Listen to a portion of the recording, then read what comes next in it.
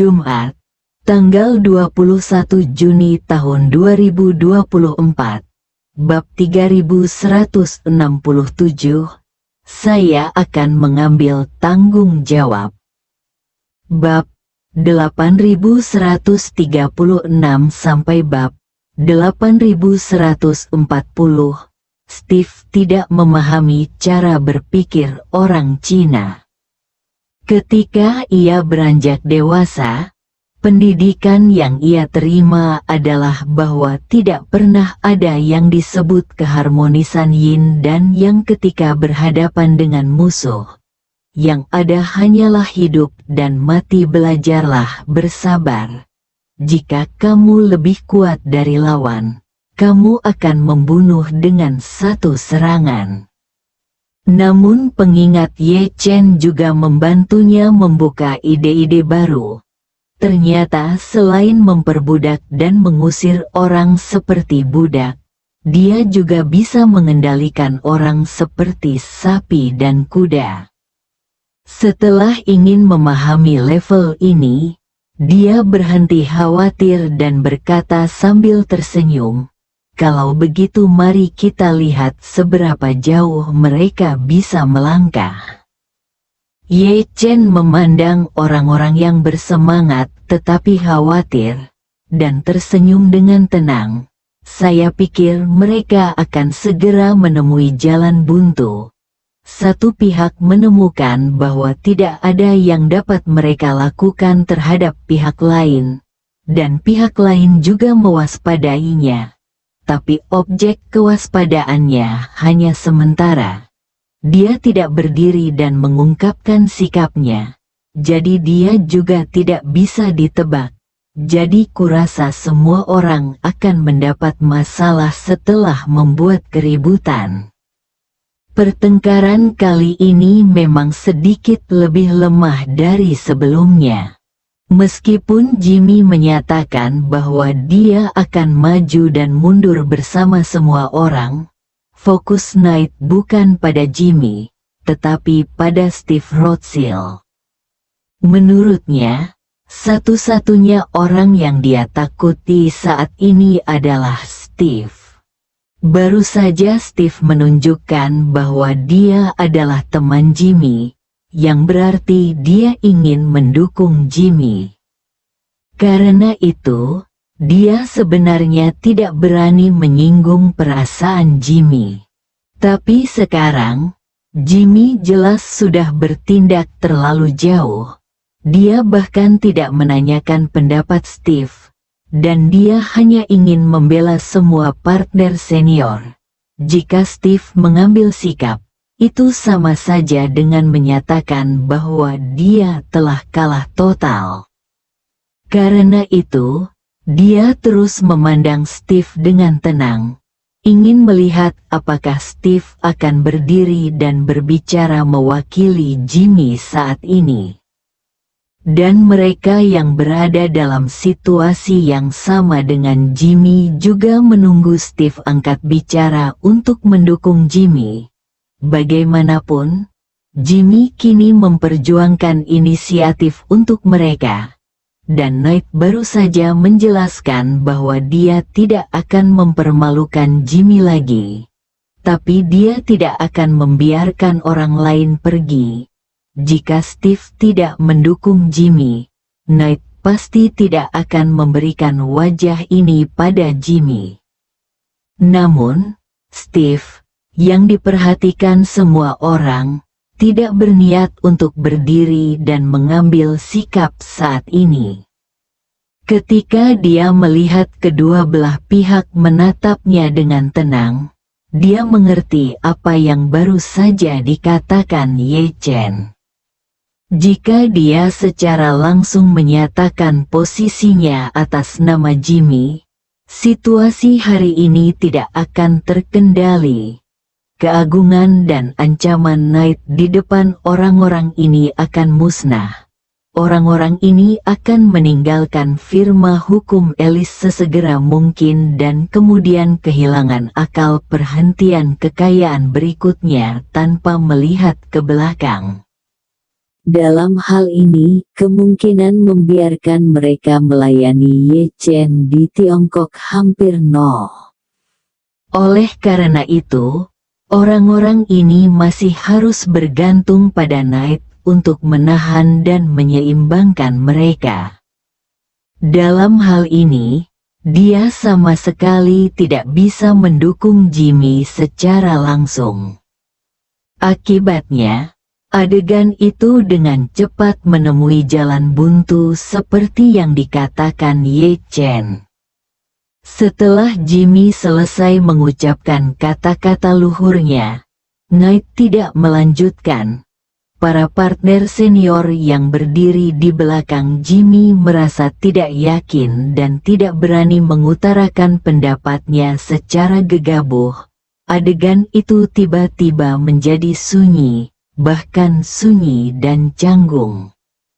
Ye Chen hampir transparan di mata orang-orang ini, jadi dia dengan dingin mengamati perubahan ekspresi semua orang. Semakin lama keadaan canggung ini berlangsung, ekspresi orang-orang di belakang Jimmy menjadi semakin gugup dan cemas. Sebaliknya, Knight di seberang menjadi semakin santai. Ini karena Knight tahu betul bahwa Steve memiliki kekuatan dan wajah yang cukup untuk berdiri langsung dan memaksa dirinya untuk berkompromi, dan pastinya tidak ada kemungkinan perlawanan baginya. Namun kuncinya, Steve sudah lama tidak mengutarakan pendiriannya. Ini membuktikan bahwa Steve tidak mau melakukan hal tersebut. Ini tentu saja merupakan situasi yang baik untuk diri saya sendiri. Saat ini, rekan-rekan di belakang Jimmy tidak bisa lagi menahan diri. Seseorang berbisik ke telinga Jimmy dan berkata dengan penuh semangat, "Jimmy, Anda kenal dengan Tuan Rothschild? Tolong minta dia berbicara mewakili kami." Jimmy tahu betul apa yang dilakukan Steve. Yang lain memperlakukan Ye Chen sebagai orang yang transparan. Dia tahu bahwa Ye Chen mengendalikan ritme di balik segalanya. Kapan dan bagaimana harus maju, dan rencana seperti apa yang akan dia berikan ikuti permintaan Ye Chen. Jadi, dia menjawab dengan suara rendah, "Tuan Steve hanya bersedia membantu saya menyelesaikan masalah ini sebelumnya.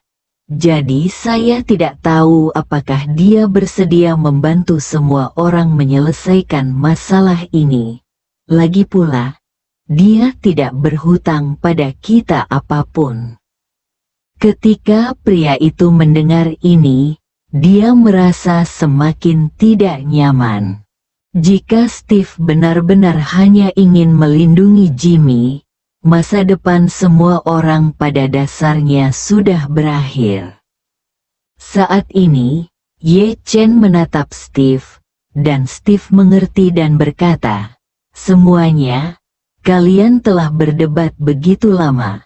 Sebaiknya izinkan saya mengatakan sesuatu yang adil." Begitu semua orang melihat Steve mulai turun tangan, harapan tiba-tiba muncul di hati mereka. Sementara Nate memandang Steve dengan gugup, takut dia akan benar-benar mendukung orang-orang ini. Steve berkata saat ini, "Saya baru saja memahami sedikit tentang urusan Anda. Dari sudut pandang saya, setiap orang yang hadir memiliki masalah." Setelah mengatakan ini, dia memandang orang-orang di belakang Jimmy dan berkata dengan sangat serius, "Secara objektif, masalahmu lebih besar." Ketika semua orang mendengar ini, hati mereka tiba-tiba tenggelam, tetapi wajah Knight penuh dengan keterkejutan. Steve melanjutkan, Anda di sini untuk menyalahkan atasan Anda karena telah menggali jebakan untuk Anda. Tetapi pernahkah Anda berpikir bahwa jika Anda mematuhi tugas Anda sebagai karyawan, Anda tidak akan jatuh ke dalam perangkapnya sama sekali? Pada titik ini, Steve melirik ke arah Ye Chen tanpa sadar, dan kemudian berkata, ada pepatah lama di Tiongkok, lalat tidak menggigit telur yang mulus. Wajar jika Anda dikuasai oleh celah dan kelemahan Anda sendiri, dan jangan lupakan saja, kesalahan yang Anda lakukan tidak hanya pada tataran moral, tetapi juga pada tataran hukum. Semua orang bahkan lebih redup saat ini. Steve mengatakan demikian, dan sepertinya dia tidak mau berpaling kepada mereka. Saat ini, Steve memandang Nate dan berkata, tentu saja, Nate, sebagai bos, tidak terhormat jika Anda menggunakan metode ini untuk mengontrol karyawan Anda. Anda harus berusaha menghindarinya di masa mendatang. Knight tidak menyangka bahwa Steve akan begitu sopan ketika berbicara dengannya, dan mengklasifikasikan perilaku pihak lain sebagai masalah ganda yaitu moralitas dan hukum, dan mengklasifikasikan perilakunya sendiri sebagai tidak terhormat, memperjelas bahwa dia bias terhadapnya. Kali ini membuatnya sangat bersemangat. Dan dia dengan cepat berkata dengan hormat, Anda benar, Tuan Rothschild, saya pasti akan berhati-hati untuk tidak melakukan hal tercela seperti itu di masa depan. Ya, Steve mengangguk sedikit, memandangnya dan berkata dengan sangat tulus, Nate, saya pribadi sangat mengagumi Anda.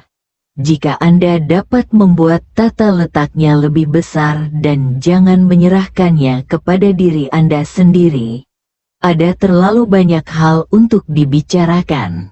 Namun kenyataannya, prospek Anda di bidang peradilan Amerika dan bahkan bidang politik tidak terbatas.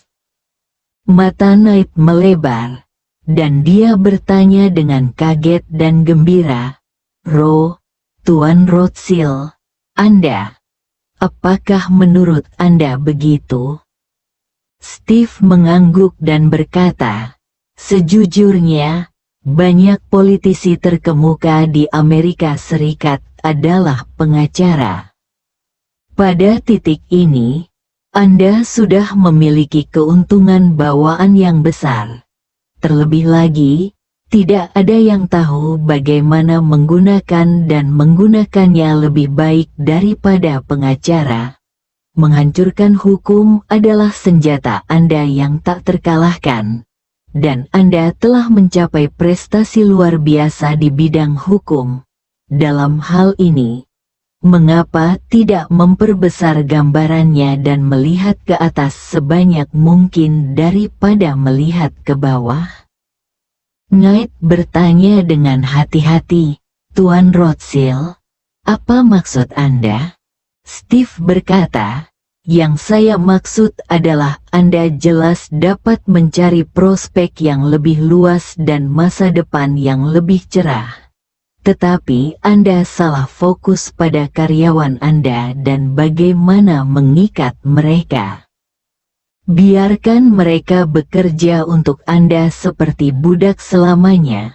Anda seperti abad ke-19 petani yang mati-matian mengeksploitasi budak kulit hitam. Anda mengarahkan senjata ke arah mereka dan menyuruh mereka untuk tidak melarikan diri. Tetapi Anda tidak pernah memikirkannya.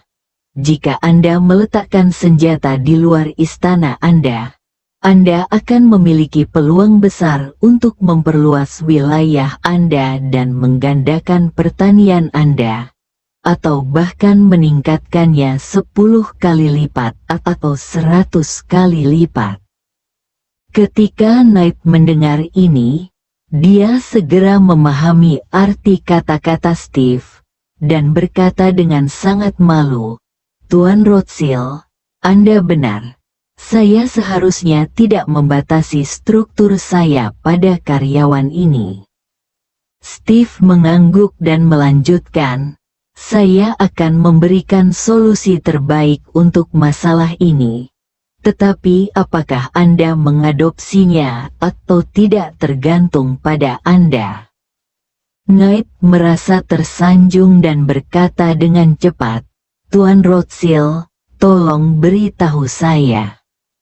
Steve berkata, "Sudah ada kesenjangan antara orang-orang ini dan Anda, dan kemungkinan Anda terus memanfaatkan mereka dengan baik sudah tidak ada lagi. Daripada melakukan ini, lebih baik biarkan orang-orang ini keluar untuk melakukan hal lain. Dan Anda membawa anggota dewan telah kembali ke Amerika Serikat untuk memikirkan bagaimana cara mencapai level berikutnya. Adapun orang-orang ini, mereka akan tinggal di Tiongkok dan sedikit membantu saya. Kebetulan saya juga memerlukan bantuan dari pengacara di sini.